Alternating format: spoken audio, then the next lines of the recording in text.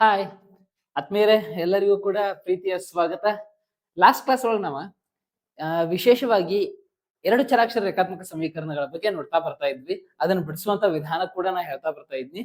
And ಎಲ್ಲಾ ಎರಡು ಚರಾಕ್ಷರಗಳಿರುವಂತಹ ರೇಖಾತ್ಮಕ ಸಮೀಕರಣ ಜೋಡಿಗಳಿಗೆ ಪರಿಹಾರ ಐತನ ಅಂತ ನೋಡಿದಾಗ ಅಲ್ಲಿ ಕೆಲವೊಂದಿಷ್ಟು ಜೋಡಿಗಳಿಗೆ ಪರಿಹಾರ ಐತಿ, ಕೆಲವೊಂದಿಷ್ಟು ಜೋಡಿಗಳಿಗೆ ಪರಿಹಾರ ಇಲ್ಲ. ಯಾವ ರೂಪದ ಜೋಡಿಗಳಿಗೆ ಪರಿಹಾರ ಇರಂಗಿಲ್ಲ ಮತ್ತು ಯಾವ ರೂಪದ ಜೋಡಿಗಳಿಗೆ ನಿರ್ದಿಷ್ಟವಾದಂತಹ ಪರಿಹಾರ ಇರ್ತದ ಅನ್ನೋದನ್ನ ಪೂರ್ಣವಾಗಿ ನಾ ವಿಶ್ಲೇಷಣೆ ಮಾಡಿದ್ನಿ. ನಿಮ್ಗೆಲ್ಲರಿಗೂ ಅದ ಬಹಳಷ್ಟು ಚೆನ್ನಾಗಿ ಅಂಡರ್ಸ್ಟ್ಯಾಂಡ್ ಕೂಡ ಆಗ್ಯದ. ಇವತ್ತ ಒಂದ್ ಸ್ವಲ್ಪ ಕೆಲವೊಂದಿಷ್ಟು ಇವೇನು ಬಾಳಿಲ್ಲ, MCQ ಟೈಪ್ ಆಫ್ ಕ್ವಶನ್ಸ್ ಗಳು ಮುಂದೆ ಬರುವಂತಹ ಎಲ್ಲಾ ಪರೀಕ್ಷೆಗಳಿಗೂ ಹೆಲ್ಪ್ ಆಗಲಿ ಅಂತ ಹೇಳಿ MCQ ಟೈಪ್ ಆಫ್ ಕ್ವಶನ್ ಅನ್ನ ತೆಗೆದುಕೊಂಡು ಬಂದಿದ್ದೀನಿ.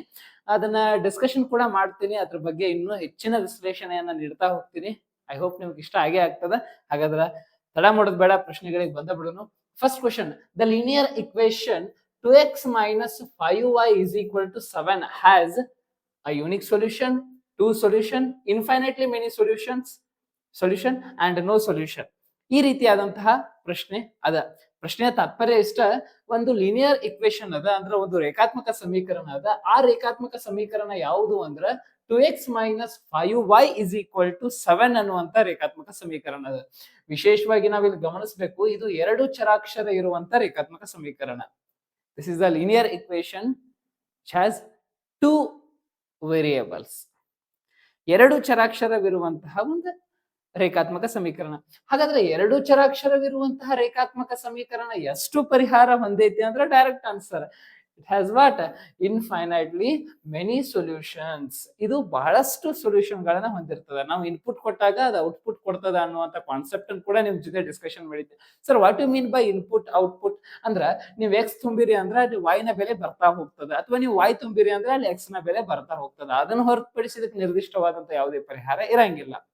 ಎರಡು ಚರಾಕ್ಷರ ರೇಖಾತ್ಮಕ ಸಮೀಕರಣಗಳಿಗೆ ಪರಿಹಾರನೇ ಇಲ್ಲ. ಆಕ್ಚುಲಿ ಯಾವಾಗ ಅದು ಇನ್ಫೈನೈಟ್ಲಿ ಸೊಲ್ಯೂಷನ್ ಅನ್ನ ಪಡ್ಕೋತೈತಿ, ಅಪರಿಮಿತವಾದಂತಹ ಪರಿಹಾರವನ್ನ ಪಡ್ಕೋತೈತಿ, ನಾವು ಇನ್ಪುಟ್ ಕೊಟ್ಟಾಗ. ಇದ ಈ ಪ್ರಶ್ನೆಗೆ ಉತ್ತರ. ಬಹಳಷ್ಟು ಈಸಿ ಆಗಿರುವಂತ ಕ್ವಶನ್, ಅರ್ಥ ಮಾಡ್ಕೋಬೇಕಾಗ್ತದೆ.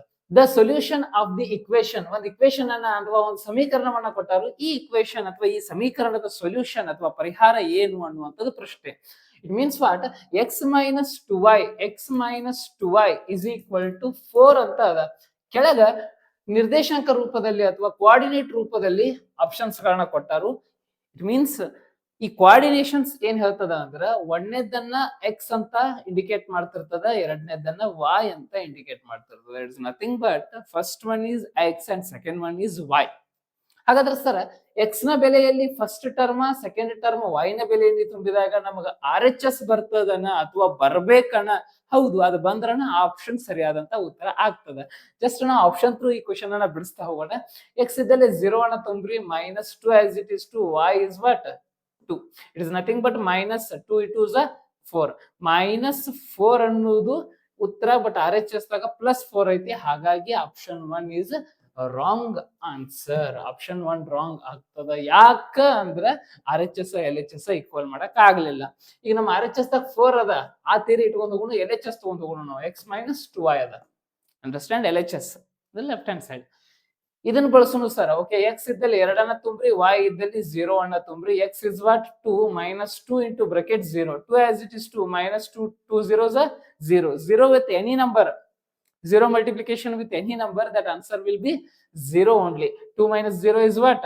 2. But ನಮಗೆ ಏನು ಬೇಕಾಗೈತೆ? 4 ಬೇಕಾಗೈತೆ. So that this option is also wrong. Then go to the third option, 1 and 1 ಅಂತದ. x minus 2y ಅನ್ನೋದು ನಮ್ಮ equation is equal to 4 ಅನ್ನೋದು ನಮ್ಮ equation. x is 1 minus 2 into bracket 1. 1 minus 2 ones are 2. 1 minus 2 is what?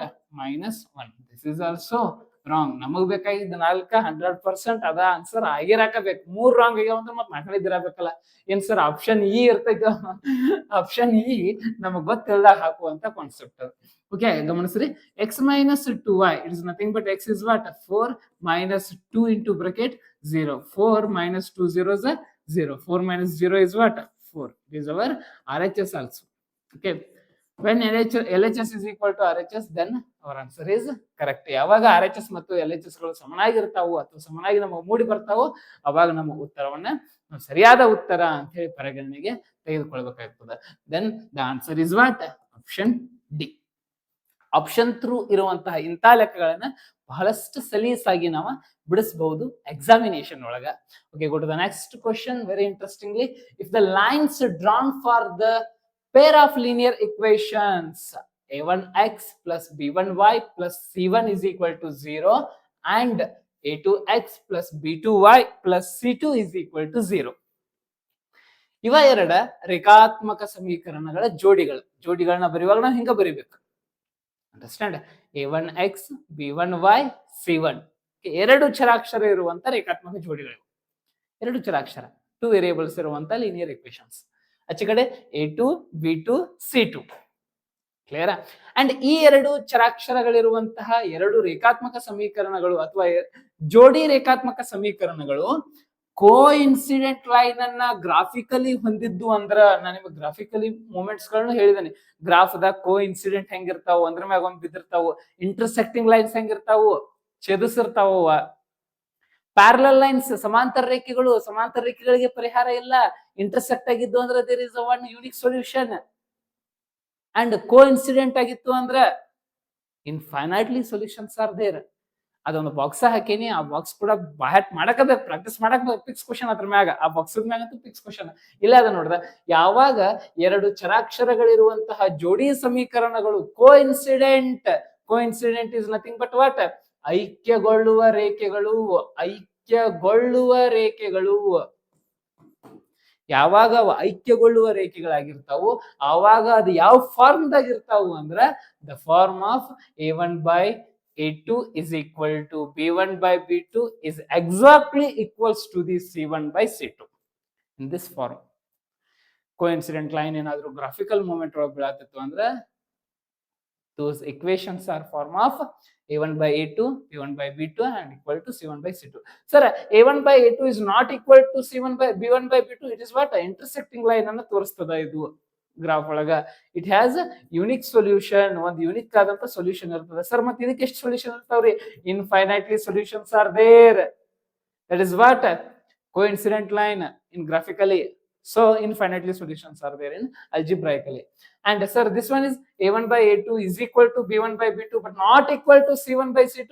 The parallel line ಅನ್ನು ತೋರಿಸ್ತೈತಿ. parallel line has no solution, ಯಾವುದೇ ಪರಿಹಾರ ಇರಂಗಿಲ್ಲ. ಅದು ಸಮಾಂತರ ರೇಖೆಯನ್ನ ಗ್ರಾಫಿಕಲಿ ಇಂಡಿಕೇಶನ್ ಮಾಡ್ತದೆ.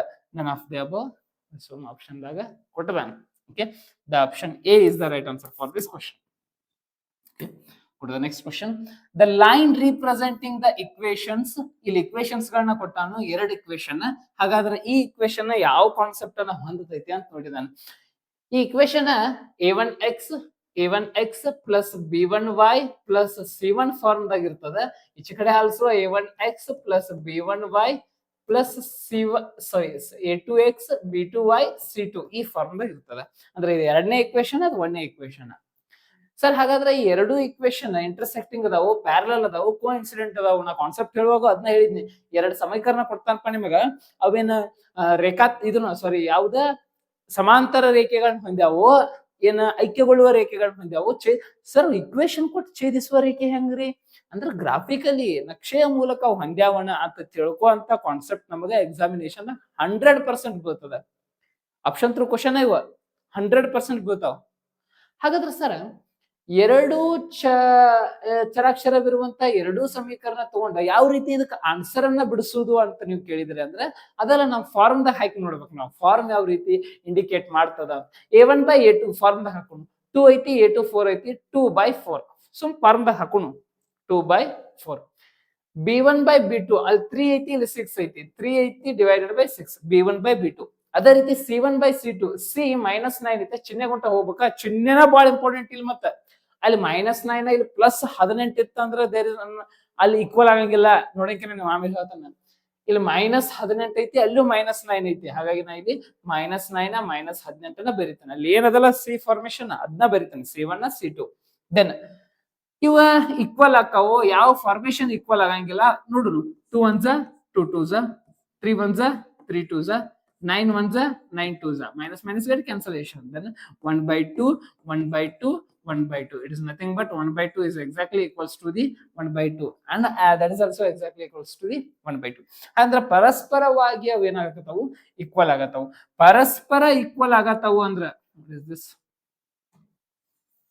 okay is equal to 1 by 2. Okay, ಪರಸ್ಪರ ಅವು ಈಕ್ವಲ್ ಆಗತ್ತವು ಅಂದ್ರೆ ಅದ್ ಎಂತ ಲೈನ್ ಅನ್ನ ರಿಪ್ರೆಸೆಂಟ್ ಮಾಡ್ತಿರ್ತದ, ಐಕ್ಯಗೊಳ್ಳುವ ರೇಖೆಯನ್ನ ಅಥವಾ ಕೋಇನ್ಸಿಡೆಂಟ್ ಲೈನ್ ಅನ್ನ ರಿಪ್ರೆಸೆಂಟ್ ಮಾಡ್ತಿರ್ತದ. ಹಾಗಾದ್ರೆ ಆನ್ಸರ್ ಏನಪ್ಪಿ? Coincident lines. ಇದೇನು ಐಕ್ಯಗೊಳ್ಳುವ ರೇಖೆಗಳು. ಸರ್, ಒಂದ್ ವೇಳೆ ಇಲ್ಲಿ ಏನಾದ್ರೂ +18 ಇತ್ತು ಅಂದ್ರೆ ಮಜಾ ಬಾರಿ ಐತದ. +18 ಇತ್ತು ಅಂದ್ರೆ ಫಾರ್ಮೇಶನ್ ಏನಕ್ಕಿತ್ತು, ಆಚೆ ಕಡೆ -9 ಅದ, ಈಚೆ ಕಡೆ +18 ಬರಿಬೇಕಾಗಿತ್ತು. 1/2, it is nothing but 1/2 is equal to 1/2. ಈ form okay, but not equal to -1/2. ಯಾವಾಗ್ಲೂ 1/2 -1/2 ಈಕ್ವಲ್ ಇರ್ತದನ. 2 ಮತ್ತೆ -2 ಈಕ್ವಲ್ ಅನ್ನ ಯಾವಾಗ್ಲೂ 10 -10 ಈಕ್ವಲ್ ಅನ್ನ ನೋ, ಬಾಳ ಡಿಫ್ರೆನ್ಸ್ ಅದಾವ ಎರಡಕ್ಕೂ. ಹಾಗಾಗಿ ಯಾವಾಗ ಈ ಫಾರ್ಮೆಟ್ ದಾಗ ನಿನಗೆ ನಾಟ್ ಈಕ್ವಲ್ ಬರ್ತಿತ್ತು, ಒಂದನೇವ ಇವೆರಡು ಈಕ್ವಲ್ ಆಗಿ ಮೂರನೇ ಫಾರ್ಮೆಟ್ ದಾಗ ನಾಟ್ ಈಕ್ವಲ್ ಬರ್ತಿತ್ತು ಅಂದ್ರೆ ಇದು ಪ್ಯಾರಲಲ್ ಲೈನ್ ಅನ್ನ ಇಂಡಿಕೇಟ್ ಮಾಡ್ತಿರ್ತದ, ಸಮಾಂತರ ರೇಖೆಯನ್ನ ಇಂಡಿಕೇಟ್ ಮಾಡ್ತಿರ್ತದ. ಅದಕ್ಕ ಯಾವುದೇ ಪರಿಹಾರ ಇರಂಗಿಲ್ಲ. ನೀ ಭಯಪಟ್ಟು ಹಾಕ್ಬಿಡುದವನ. a1/a2 is not equal to b1/b2. ಛೇದಿಸುವ ರೇಖೆಗಳು ಅನನ್ಯವಾಗಿದ್ದ ಪರಿಹಾರ ಸ್ಥಿರ ಜೋಡಿ. a1/a2 is equal to b1/b2 is equal to c1/c2. ಐಕ್ಯಗೊಳ್ಳುವ ರೇಖೆಗಳು ಅಪರಿಮಿತ ಪರಿಹಾರ ಅವಲಂಬಿತ ಸ್ಥಿರ ಜೋಡಿಗಳು. a1/a2 is equal to b1/b2 but not equal to c1/c2. ಸಮಾಂತರ ರೇಖೆಗಳನ್ನ ಪ್ರತಿನಿಧಿಸ್ತಿರ್ತಾವು, ಯಾವುದೇ ಪರಿಹಾರಗಳನ್ನ ಹೊಂದಿರುವುದಿಲ್ಲ. ಅದು ಅಸ್ಥಿರ ಜೋಡಿ ಆಗಿರ್ತದ. Stable, unstable. ಬಹಳ ಇಂಟ್ರೆಸ್ಟಿಂಗ್. ಓಕೆ, ಹಾಗಾಗಿ ಇದ್ಯಾವುದು ಕೋಇನ್ಸಿಡೆಂಟ್ ಲೈನ್ ಅಂತ ಹೇಳಿ ಕರಿಬಹುದು ಇದಕ್ಕೆ. ಸರ, ಹಾಗಾದ್ರೆ ಅದೇ ರೀತಿಯಾಗಿರುವಂತ ಇನ್ನೊಂದು ಕ್ವಶನ್ ಕೊಟ್ಟಾನೆ, ಇದು ನೀವ ಮಾಡಬಹುದು. The lines representing the equation, ಇಲ್ಲಿ ಇಕ್ವೇಶನ್ಸ್ ಅದಾವು. 2x - 5y + 4 is equal to 0. 2x + y is -8 is equal to 0. Sir, a1 ನ a2 2 ಐತಿ, ಅಲ್ಲಿ 2 ಐತಿ. b1 ನ b2 ಅಲ್ಲಿ -5 ಐತಿ, ಇಲ್ಲಿ 1 ಐತಿ. ನೋಡಿದ್ಕೊಳ್ಳೆ ಗೊತ್ತಾಕೈತಿ, ವಿತ್ ಚಿಹ್ನೆ ನೋಡಿದ್ಕೊಳ್ಳೆ ಗೊತ್ತಾಗಿ ಬಿಡ್ಬೇಕ. ಅಲ್ಲೇ c1 ನ 4 ಐತಿ, ಇಲ್ಲಿ -8 ಐತಿ. ಫಸ್ಟ್ ಬರ್ಕೋಬೇಕು ಹಿಂಗ, ಎರಡೊಂದ್ಲೆ ಒಂದ ಇಟ್ ಮೀನ್ಸ್ 1 ಅದ, ಇಲ್ಲಿ ಕಟ್ತುವಂಗಿಲ್ಲ -5 ಒಂದೇ 4 ಒಂದ್ಲೆ 4 ಎರಡ್ಲೆ. It means what 1 -5 this is 1/2 minus, ಇಲ್ಲಿ -8 ಐತಿ, ಹಾಗಾಗಿ -1/2. 1 is not equal to -5. This is also not equal. ಒಂದೇ ಕೈಯಲ್ಲಿ ನಾಟ್ ಈಕ್ವಲ್ ಅಂತ ಬಂತು ಅಂದ್ರೆ this is what a1/a2 is not equal to the b1/b2. ಹಾಗಾದ್ರೆ ಎಂತ ರೇಖೆ ಇದೆ? ಇಂಟರ್ಸೆಕ್ಟಿಂಗ್ ಲೈನ್ ಅಥವಾ ಛೇದಿಸುವ ರೇಖೆಯನ್ನ ಪಡಿತದ. ಎಷ್ಟು ಪರಿಹಾರ ಅದಾವ ಇದಕ್ಕ? ಅನನ್ಯ ಪರಿಹಾರ. ಅನನ್ಯ ಮೀನ್ಸ್ ವಾಟ್? ಒಂದು ಪರಿಹಾರ, ಯುನಿಕ್ ಸೊಲ್ಯೂಷನ್. ಅನನ್ಯ ಮೀನ್ಸ್ ವಾಟ್? Unique solution. ಹಾಗಾದ್ರೆ ಈ ಲೆಕ್ಕವನ್ನ ನಾವು ಬಿಡಿಸಿದ್ವು ಅಂದ್ರ ಇಟ್ ಮೇ ಬಿ ಆದೇಶ ವಿಧಾನ ಅಥವಾ ವರ್ಜಿಸುವ ವಿಧಾನ, ಯಾವ್ದಾದ್ರು ಒಂದು ಸಬ್ಸ್ಟಿಟ್ಯೂಷನ್ ಮೆಥಡ್ ಹಾಕ್ಬೇಕು ಅಥವಾ ಎಲಿಮಿನೇಷನ್ ಮೆಥಡ್ ಹಾಕ್ಬೇಕು ಅಥವಾ ಗ್ರಾಫಿಕಲಿನೂ ಸಾಲ್ವ್ ಮಾಡಬಹುದು. ಆ ಯಾವುದೇ ವಿಧಾನದಾಗ ಇದನ್ನ ಏನಾದ್ರು ಬಿಡಿಸಿದ್ವು ಅಂದ್ರೆ ನಾವು ಇದು ಎಕ್ಸಾಕ್ಟ್ ಸೊಲ್ಯೂಷನ್ ಅನ್ನ ಕೊಡ್ತದ. ಎಕ್ಸ್ ವ್ಯಾಲ್ಯೂ ಮತ್ತು ವೈ ವ್ಯಾಲ್ಯೂ ಅನ್ನ ಕೊಡ್ತದ. ಅದನ್ನ ಅವ್ರು ಇಲ್ಲಿ ಹೇಳಕ್ ಇಷ್ಟಪಡತ್ತಾರ. ಈ ಕ್ವಶನ್ಕ ಆಕ್ಚುಲಿ ಇವ ಆಪ್ಷನ್ಸ್ಗಳು, ಅದಕ್ಕ ನಾ ಆಪ್ಷನ್ ಬರ್ತಿಲ್ಲ. ಅದು ಯಾವ್ದಾಗಾದ್ರೆ ಇಂಟರ್ಸೆಕ್ಟಿಂಗ್ ಲೈನ್ ಅನ್ನೋದು ಈ ಕ್ವಶನ್ ಅದ ಆನ್ಸರ್ ಅವ ಆಪ್ಷನ್ಸ್. ಓಕೆ, ಎಸ್ ಆತ್ಮೀಯರೇ, ಈ ರೀತಿಯಾದಂತಹ ಪ್ರಶ್ನೆಗಳನ್ನ ನಮಗ ಮುಂಬರುವಂತ ಪ್ರಶ್ನೆ ಪತ್ರಿಕೆಯಲ್ಲಿ ನಾವು ನೋಡಬಹುದು. ಈಗ ಆದೇಶ ವಿಧಾನ ಬಿಡಿಸಿ, ವರ್ಜಿಸುವ ವಿಧಾನ ಬಿಡಿಸಿ ಅಂತ ಹೇಳಿ ನಾವು ಡಿಸ್ಕ್ರಿಪ್ಟಿವ್ ದಾಗ ನೋಡಬಹುದು. MCQ ಟೈಪ್ ಆಫ್ ಕಾನ್ಸೆಪ್ಟ್ಸ್ ಬಂದಾಗ ನಾವ ವಿಶೇಷವಾಗಿ MCQ ಗಳನ್ನ ಹಾಕತಾರು, ಡಿಸ್ಕ್ರಿಪ್ಟಿವ್ ಅನ್ನ ರಿಮೂವ್ ಮಾಡತಾರು. ಇನ್ನು ಡಿಲೇ ಆಗ್ತದ ಅಥವಾ ಅಲ್ಲಿ ಕೆಲವೊಂದಿಷ್ಟು ಅಕ್ರಮಗಳು ನಡೀತಾವು ಅನ್ನುವಂತಹ ಕಾರಣವನ್ನ ಕೊಟ್ಟ ಡಿಸ್ಕ್ರಿಪ್ಟಿವ್ ಅನ್ನ ರಿಮೂವ್ ಮಾಡತಾರು. ಅದು ಎಷ್ಟರ ಮಟ್ಟಿಗೆ ಸರಿ, ಎಷ್ಟರ ಮಟ್ಟಿಗೆ ತಪ್ಪ, ವಾದ ವಿವಾದ ಸಂವಾದಗಳ ಬೇಡ. ನೋಡೋಣ, ಸರ್ಕಾರ ಯಾವ ನಿರ್ಧಾರ ತಗೋತೈತಿ ಅದಕ್ಕೆ ನಾವು ಬದ್ಧರಾಗಿರ್ಬೇಕು. ಶಿಕ್ಷಣ ಇಲಾಖೆ ಯಾವ ನಿರ್ಧಾರ ತಗೋತೈತಿ ಅದಕ್ಕೆ ನಾವು ಬದ್ಧರಾಗಿರ್ಬೇಕು. ಮುಂದೆ ಮತ್ತೆ ಅದನ್ನ ಆಡ್ ಮಾಡುವಂತ ಸಂಭವನೀಯ ಚಾನ್ಸಸ್ ಕೂಡ ಇರಬಹುದು, ಅಥವಾ ಅದನ್ನ ಕೈ ಬಿಟ್ಟು MCQ ಮಾಡುವಂತ ಚಾನ್ಸಸ್ ಕೂಡ ಇರಬಹುದು. ಯಾವುದೇ ಕಾನ್ಸೆಪ್ಟ್ ಬಂದ್ರು ಮ್ಯಾಥಮೆಟಿಕ್ಸ್ ಒಳಗೆ ಪ್ರೋ ಇದ್ರೆ ಮಾತ್ರ ನೀವು MCQ ಬಿಡಿಸಬಹುದು, ಡಿಸ್ಕ್ರಿಪ್ಟಿವ್ ಬಿಡಿಸಬಹುದು. ಇಲ್ಲ ಡಿಸ್ಕ್ರಿಪ್ಟಿವ್ ತೆಗಿತಾರು, MCQ ಈಸಿ ಇರ್ತಾನೋ, ನೀವು ಡಿಸ್ಕ್ರಿಪ್ಟಿವ್ ಬಿಡಿಸಿ MCQ ಬರ್ಬೇಕು. ಡಿಸ್ಕ್ರಿಪ್ಟಿವ್ ಎಲ್ಲಿ ಬಿಡಿಸ್ಬೇಕಂದ್ರೆ ರಫ್ ಹಳ್ಯಾಗ ಬಿಡಿಸ್ಬೇಕು, ಇಷ್ಟ ಮತ್ತೇನ್ ಫರಕ್. ಅಲ್ಲಿ ಪಕ್ಕ ಹಳ್ಯಾಗ ಬಿಡಿಸ್ತಿದ್ರಿ, ಇಲ್ಲಿ ಕಚ್ಚಾ ಹಳ್ಯಾಗ ಬಿಡಿಸಿ ಅದ್ರ ಆಪ್ಷನ್ ಹಾಕ್ಬೇಕಲ್ಲ. ಇನ್ ಹಂಗ 1ನೇದೇ 2ನೇದು ಬಿ ಅನ್ನೋರು ಹಂಗ ಮಾಡಕ್ ಉತ್ತರ ಬರೀಬೇಕ. ಹಾಗಾಗಿ ಪ್ರಾಕ್ಟೀಸ್ ಅನ್ನೋದು ಬಹಳ ಇಂಪಾರ್ಟೆಂಟ್. ಪ್ರಾಕ್ಟೀಸ್ ಆಗೋಕ್ಕಿಂತ ಮೊದಲು ಕಾನ್ಸೆಪ್ಟ್ ಅರ್ಥ ಮಾಡ್ಕೋದು ಬಹಳ ಇಂಪಾರ್ಟೆಂಟ್.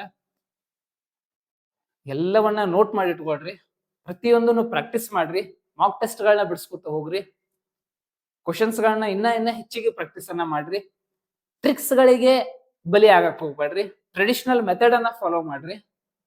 ಇನ್ನ ಒಂದ್ 2 ನಿಮಿಷ ಲೇಟ್ ಆಗೋತಾಕ, ಬಟ್ ಎಲ್ಲಕ್ಕೂ ಹೊಂದ್ಕೋ ಅಂತ ಮೆಥಡ್ ಇರ್ಬೇಕದು. ಈಗ tricks n × bracket n-1 divided by 2 ಬಡ್ನ ಉತ್ತರ ಒಂದೊಂದು ನಡೀತಾವ, ಒಂದೊಂದು ನಡೀದಿಲ್ಲ.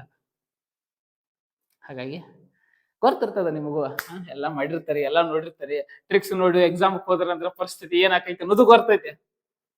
ಗಣಗಂಭೀರದ ಕುತ್ತಿಗೆ ಹಿಚ್ಕಿದಂಗ ಆಕೈತೆ ಸೂಪರ್ವೈಸರ್ ಬಂದ.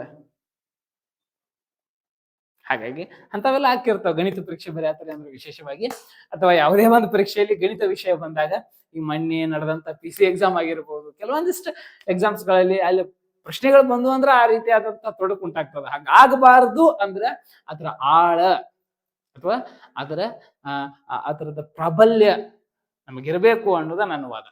ಯಾವುದೇ ಎಕ್ಸಾಮ್ ಬರೀ. Okay, yes, I hope it's clear to you. ನಿಮ್ಗೆ ಇದು ಅರ್ಥ ಆಗೈತಿ. ಈ ಟೈಪ್ ಆಫ್ ಕ್ವಶನ್ಸ್ ಗಳನ್ನ ನಾವು ಬಿಡಿಸಿದ್ವು ಅಂದ್ರೆ ವರ್ಸಟೈಲ್ ಕ್ವಶನ್ಸ್ ಗಳನ್ನ ಬಿಡಿಸಬಹುದು. ಎಸ್, ನೆಕ್ಸ್ಟ್ ಕ್ಲಾಸ್ ಸಿಗ್ತೀನಿ.